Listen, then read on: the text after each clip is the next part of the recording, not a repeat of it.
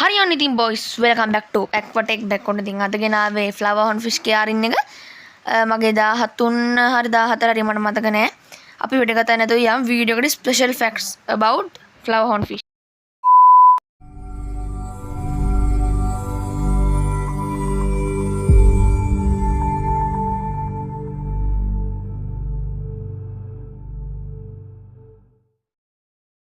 ඇත්තට මේ flower horn මාළු ගැන මේ කෑ මේ වීඩියෝ එකේ ෆ්ලවර් හෝන් ගැන කතා කරොත් මේගොල්ලෝ මිනිස්සුන් විසින් හදපු නිර්මාණය කරපු මාළු జాතියක් කියන්නේ හයිබ්‍රිඩ් කරපු මාළු జాතිය. ඇත්තට මේ ෆ්ලවර් හෝන්ලා හදලා තියෙන මුල් අවදියේ මේගොල්ලන්ගේ ඉතිහාසය සිග්ලිඩ් වර්ග 3ක් එකට ඉන්ටර්බ්‍රීඩ් කරලා තමයි හදලා තියෙන්නේ. ටෙක්සාස් සිග්ලිඩ්, තව රෙඩ් ඩෙවිල් සිග්ලිඩ් සහ බ්ලඩ් පැරට් සිග්ලිඩ් කියන සිග්ලිඩ් වර්ග 3 එකට හයිබ්‍රිඩ් ඉන්ටර්බ්‍රීඩ් කළා තමයි මේගොල්ලන්ව හදලා තියෙන්නේ. කොහොම ෆ්ලවර් හෝන් වර්ග ගොඩක් හඳුන්වා දීලා තියෙනවා.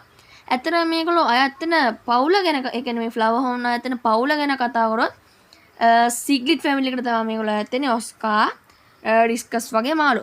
ඇත්තටම මේ ෆ්ලවර් හෝන් වල හඳුන්වන විද්‍යාත්මක නාමයක් තියෙනවා. පැරානිප්ට්‍රොපලස් සින්ස් ප්ලස් කියන වරයිටි එකට මේ විද්‍යාත්මක නාමයෙන් තමයි හඳුන්වන්නේ. සාමාන්‍යයෙන් මේගොල්ලෝ මොන්ස්ටර් ෆිෂ් කැටගරි එකක් නිසා ෆාස්ට් ග්‍රෝවින් එකක් තියෙනවා. සාමාන්‍යයෙන් උපරිම 10 ඉන්චස් තමයි මේගොල්ලෝ ලොකු වෙන්නේ. සාමාන්‍යයෙන් අවුරුදු 12ක ලයිෆ් ස්පෑන් එකකුත් තියෙනවා. ඇත්තටම මේ ෆ්ලවර් හෝන්ලගේ ඒ කියන්නේ ෆීඩින් ගැන කතා කරොත් අන්තිමට ටැන්ක් කොම රික්වයර්මන්ට්ස් කතා කරනවා.